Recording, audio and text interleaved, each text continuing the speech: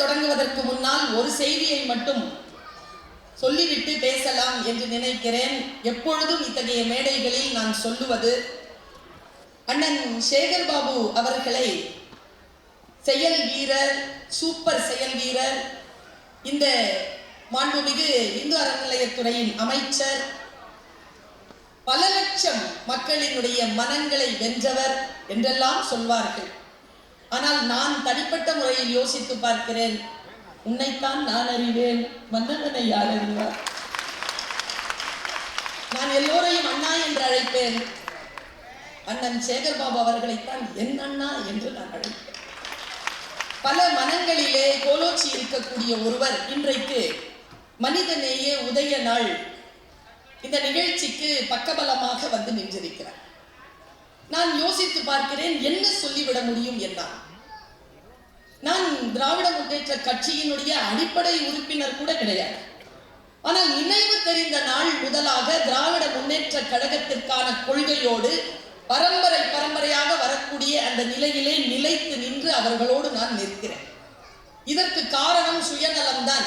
இன்றைக்கு நம்முடைய தமிழ்நாட்டின் துணை முதலமைச்சர் அவர்களுடைய பிறந்த நாளில் அவரை குறித்து புகழுரைக்க வந்திருப்பதற்கு காரணமும் சுயநலம்தான். நான் தமிழ்நாட்டை சார்ந்த பெண்.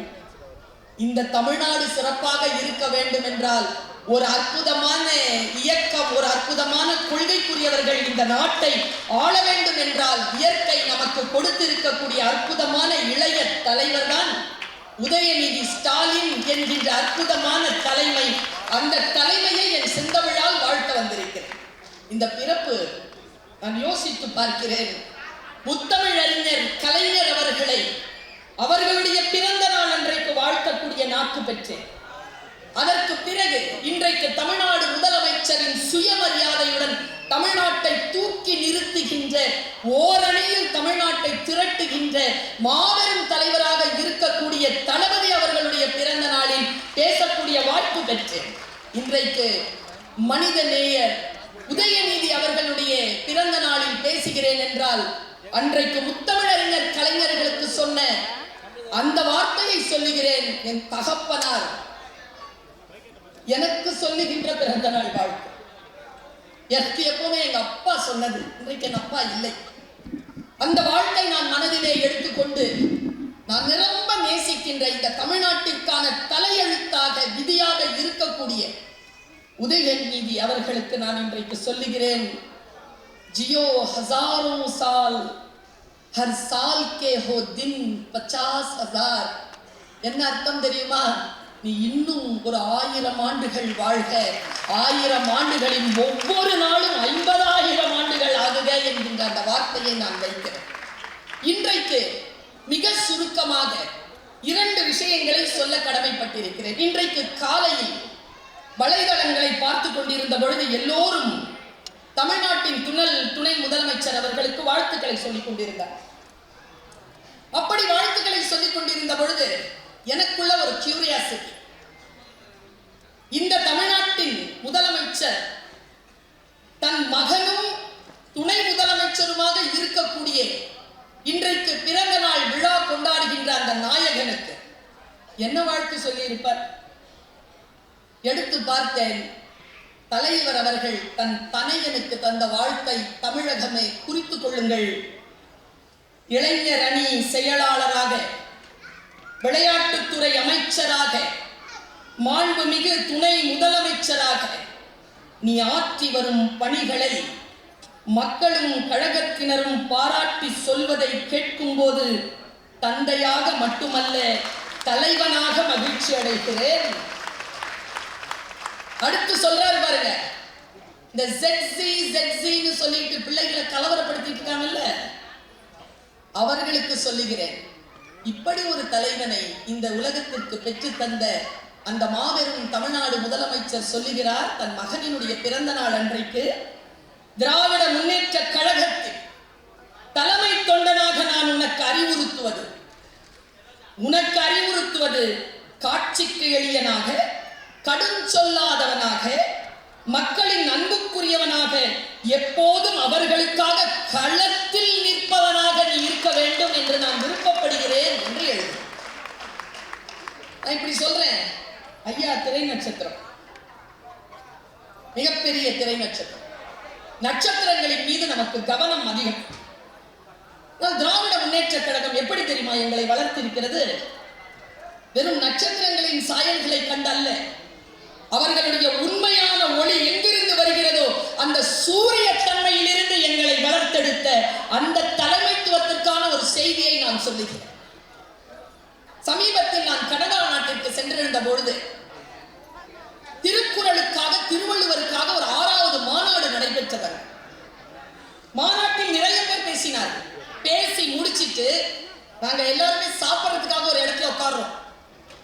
பர்வீன் சுல்தானா வரேன்னா ஏதாவது ஒரு செய்தி சொல்லணுமா இல்லையா? செய்தியை கொண்டு போவீங்களா இல்லையா? உங்கள் குழந்தைகளுக்கு நீங்க சொல்வீங்களா இல்லையா? அந்த செய்தி தான் இது. அவர் சொன்னார், ஒருவர் உட்கார்ந்து சொன்னார், நான் ஒரு வானவியல் நிபுணர், வானவியலிலே ஒரு அற்புதம் இருக்கிறது பர்வீன் சுல்தானா, முடிந்தால் இதை நீங்கள் எவ்வளவு சொல்ல முடியுமோ அவ்வளவு சொல்லுங்கள் என்று சொன்னார். சொல்லுங்க சார்னு சொன்னேன். அவர் சொன்னது அப்படியே சொல்றேன், மனதில் எடுத்து செல்லுங்கள். என் வாழ்க்கையை மாற்றிய ஒரு வாசகம். அவர் சொன்னார், வானத்தை நாங்க டெலிஸ்கோப்ல பார்ப்போம். அப்போ ஒரு சின்ன இடத்தை நாங்க ஃப்ரீஸ் பண்ணி நடவடிக்கைகளை கவனிப்போம்.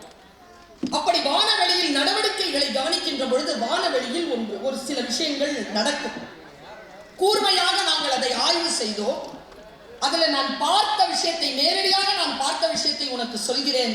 நீ இலக்கிய ஆசிரியை, தமிழாசிரியை, முடிந்தால் இதை மக்களுக்கு வேறு விதமாக எடுத்து சொல் என்று சொன்னார். அவர் சொன்ன விஷயம் என்னன்னா, வானத்தை கூர்ந்து கவனிக்கின்ற பொழுது வானத்திலே சில நடவடிக்கைகள் தோன்றுமா, நிறைய கற்கள் இருக்குமா, அந்த கற்கள் சூரியனின் ஒளிப்பட்டு வீசுமா. அதை நாங்கள் நட்சத்திரங்கள் என்று சொல்கிறோம். அந்த நட்சத்திரங்களில் திடீரென்று ஒரு சிறிய அதிர்வு தோன்றுகின்ற பொழுது பக்கத்தில் இருக்கும் இருட்டு பள்ளம் சில நட்சத்திரங்களை சுப் அப்படின்னு உள்ள இழுத்துக்குமா. இருட்டு பள்ளத்தில் இருக்குமாம் அந்த நட்சத்திரங்கள். மறுபடியும் வெளியில் வருவதற்கு வாய்ப்பே இல்லையா. ஆனால் காலம் என்ன செய்யும் என்றால், மீண்டும் அந்த வானவெளியில் ஒரு அதிர்வை ஏற்படுத்தும். சில நட்சத்திரங்கள் அப்படியே இடம் பெயர்ந்து வருமா, வந்து நின்று ஒரு அதிர்வை கொடுக்கின்ற பொழுது இருட்டு பள்ளத்திற்குள் சென்ற நட்சத்திரங்களை இந்த நட்சத்திரங்களின் அதிர்வு வெளியில் கொண்டு வரும். நம்மை இருட்டு பள்ளத்திற்குள் இழுக்கின்ற நிறைய வேலைகள் நடந்து கொண்டிருக்கின்ற பொழுது கவலைப்படாதீர்கள். இதோ உதயமாகி இருக்கிறது ஒரு இளம் தலைமை நமக்கு அந்த இருட்டு பள்ளத்தில் இருந்து மீண்டும் நம்மை வெளியில் கொண்டு வருவது. வாழ்க்கை நமக்கு வாய்ப்புகளைத்தான் தரும். அந்த வாய்ப்புகளை எப்படி பயன்படுத்திக் கொள்கிறோம்? இந்த அரசை நான் பாராட்டுவதற்கு பின்னால் மிகப்பெரிய பேரறிவு ஒன்று மறைந்திருக்கிறது. யாராலும் செய்துவிட முடியாத மிகப்பெரிய எழுச்சியான காரியங்களை இந்த அரசு நிகழ்த்தி இருக்கிறது. மாணவர்களுக்காக எத்தனை எத்தனை திட்டங்கள். அவரவர்கள் முதல்வர்களாக வருவதற்கு போராடி கொண்டிருக்கிறார்கள். நம் அரசிலே பொறுப்பு ஏற்றிருக்கக்கூடிய தலைமை நிலையில் இருக்கும் நம் முதலமைச்சர், வாமகனே வாமகனே நான் முதல்வன் என்று சொல்லி வா என்று கை நீட்டுகின்ற ஒரு தகப்பனுக்கு பிறந்த தனையனுக்கு பிறந்த நாள். மிக சுருக்கமாக ஒரு செய்தியை உங்கள் மனதிலே அறைந்து விட்டு செல்லலாம் என்று நினைக்கிறேன். நீட்சிதான் எல்லாம் தோழமைகளே. இளைஞர்கள் இருக்கிறீர்கள், எல்லோரும் நம்மை அடிமைப்படுத்துவதற்காக திரையிலே வந்து செல்கிறார்கள். கிடையாது, ஒருபோதும் அடிமை தளத்தில் நாங்கள் போக மாட்டோம் என்று இவர்கள் சில கதவுகளை அடைத்து வைத்திருக்கிறார்கள். மிக மிக நுட்பமாக நீங்கள் மனதில் கொள்ளுங்கள். நான் இந்த மொபைல் இருக்கு இல்லையா, இந்த மொபைலை நிறைய பேர் பார்த்துக்கிட்டே இருக்கிறோம். ரீல் பண்ணி பார்க்கிறோம், ரீல்ஸை பார்க்கிறோம். இதில் நான் பார்த்த ஒரு நல்ல விஷயத்தை சொல்லிவிட்டு அமைகிறேன். காட்சி இதுதான், இன்றைக்கு அது தேவையானது. அதனால் நமக்கு சொல்லிவிட்டு போகிறேன். நானும் எனக்கு சேர்த்துதான் சொல்லுகிறேன். ஒரு பெரிய வனாந்தரம், இந்த பெரிய வனாந்தரத்துல ஒரு ஆபீசர் அப்படி வந்து கீழே இறங்குறார். கையில நிறைய கயிறு, டென்ட் கட்டுறதுக்கான துணி எல்லாம் எடுத்து கட்டுறாரு. 20 செகண்ட் தான் வருது. எடுத்து கட்டுறாரு, வேக வேகமா காட்சி காட்டப்படுது. அவர் கையில ஒரு வேட்டை நாய். அந்த வேட்டை நாயை வெளியில எங்கேயாவது ஏதாவது மிருகம் இருக்கா, எனக்கு ஏதாவது ஆபத்து இருக்குமான்னு பார்த்து சொல்ல அனுப்புறார். வேட்டை நாய் போகுது சார். நீங்க முடிஞ்சா நான் சொல்வதை யூடியூப்ல போய் சர்ச் பண்ணி பாருங்க. வேட்டை நாய் போயிடுச்சு. போய் வேட்டை நாய் சுத்துது. 20 நிமிஷம் ஆச்சு, பார்க்கறாரு, வனக்காவலர் வரல. நாய் என்ன நடந்திருக்குங்கிறத பார்த்தா திடீர்னு ஒரு வேட்டை நாய் ஓடி வருது, அதுக்கு பின்னால ஒரு சிறுத்தை ஓடி வருது. என்ன நடந்துச்சு தெரியுமா? தன் எஜமானனை காப்பாற்றுவதற்காக போய் சுத்தி பார்க்க போன அந்த வேட்டை நாய ஒரு சிறுத்தை பார்த்துருச்சு. சிறுத்தைக்கு பசி, வேட்டை நாயை துரத்துது சிறுத்தை. வேட்டை நாய் 60 கிலோமீட்டர்ல ஓடுது, சிறுத்தை 100 கிலோமீட்டர்ல ஓடுது. 2 பேரும் ஓடி வர்றாங்க பாருங்க. இதுதான் காட்சி. ஓடி வந்து டென்ட் அடிச்சிருந்தாங்களா, அது இரும்பு கதவு போட்டிருந்தாரு. அந்த டென்ட் இரும்பு கதவுக்குள்ள சுப்புன்னு உள்ள நுழைஞ்சது நாய். அது நுழைஞ்ச உடனே வித் நோ டைம் சிறுத்தையும் நுழைஞ்சிருச்சு. நுழைஞ்ச உடனே என்ன ஆச்சு தெரியுமா? கதவு மூடப்பட்டது. இளைஞர்களுக்கு சொல்லிக்கிறேன், கதவு மூடப்பட்டது. உள்ள நாயும் வேட்டை நாயும் சிறுத்தையும் இருக்கு. வனக்காவலர் கண்களில் கண்ணீர். ஏன்? வேட்டை நாய் செத்து போயிடும். கதவு திறக்கிறதுக்கு பயம். என்ன பண்ணார் தெரியுமா? வன டிபார்ட்மெண்ட்க்கு போன் பண்ணி ரெஸ்கியூ டீமை கூப்பிடுறாரு. வேட்டை நாயை துரத்தும் சிறுத்தைன்னு போட்டு பாருங்க, வரும். ரெஸ்கியூ டீம் வருது, கேமரா போடுது. உள்ள 4 மூலைகளையும் பார்க்குது. அந்த 360 டிகிரிஸ்ல பார்க்குது கேமரா. ஆச்சரியமான செய்தி என்ன தெரியுமா? நாய் சாகல, ஓரமா பயந்து உட்கார்ந்துட்டு இருக்கு. சிறுத்தைய காணும். சுத்தி பார்த்தா நாயாவது சுமாரா பயந்துட்டு இருக்கு. இந்த சிறுத்தை பூட்டின கதவுல நடுங்கி போய் எலி மாதிரி நடுங்கிட்டு உட்காந்துட்டு இருக்கு உயிரோட. கேமராக்கார ஒரு டைலாக் சொன்னாயா, இன்னைக்கு அதுதான் செய்தி. என்ன தெரியுமா சொன்னா? சிறுத்தைக்கு பசித்தது, வேட்டையாட புறப்பட்டது. வேட்டை கையில் படும் அந்த வினாடியில் திரும்பி பார்க்கின்ற பொழுது தன் சுதந்திரம் பறிபோய் இருந்ததை சிறுத்தை புரிந்து கொண்டது.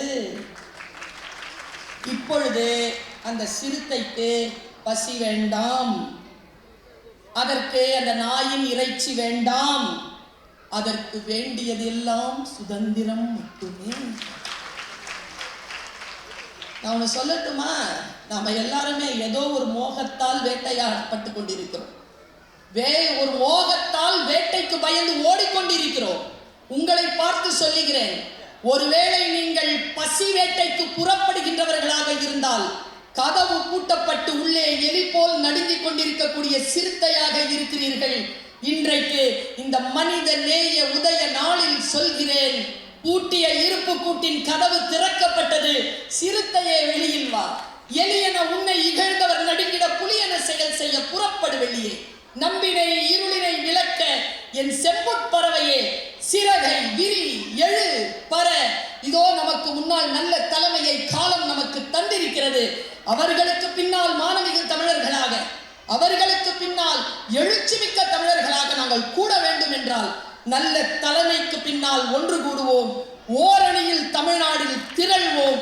இந்தியாவிற்கு முன்னுதாரணமாக இருப்போம் என்று சொல்லிக்கொண்டு என்னுடைய முழுமையான வாழ்த்துக்களை உதயநிதி ஐயா அவர்களுக்கு, மாண்புமிகு துணை அமைச்சர் அவர்களுக்கு மனதால் செலுத்துகிறேன். நீங்கள் இன்னும் பல்லாயிரம் பல்லாயிரம் பல்லாயிரம் ஆண்டு வாழ்க. உங்கள் புகழ் ஓங்குக. வாழ்க. வணக்கம்.